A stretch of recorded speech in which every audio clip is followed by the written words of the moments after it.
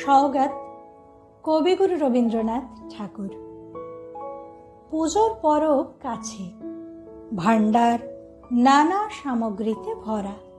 কত বেনারসি কাপড়, কত সোনার অলংকার, আর ভাণ্ড ভরে ক্ষীর, দই, পাত্র ভরে মিষ্টান্ন। মা সওগাত পাঠাচ্ছেন।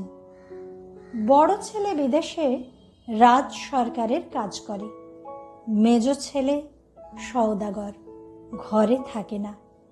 আর কয়টি ছেলে ভাইয়ে ভাইয়ে ঝগড়া করে পৃথক পৃথক বাড়ি করেছে।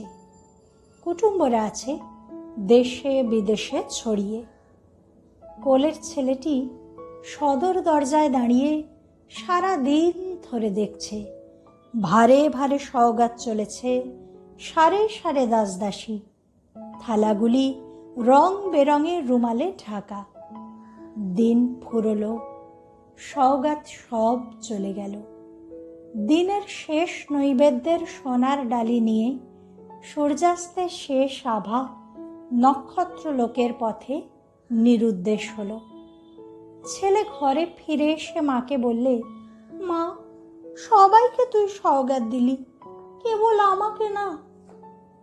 মা হেসে বললেন, সবাইকে সব দেওয়া হয়ে গেছে, এখন তোর জন্যে কি বাকি রইল এই দেখ। এই বলে তার কপালে চুম্বন করলেন। ছেলে কাঁদো কাঁদো সুরে বললে, সওগাত পাবো না। যখন দূরে যাবি তখন সওগাত পাবি, আর যখন কাছে থাকি তখন তোর হাতের জিনিস দিবি নে। মা তাকে 2 হাত বাড়িয়ে কোলে নিলেন, বললেন, এই তো আমার হাতের জিনিস।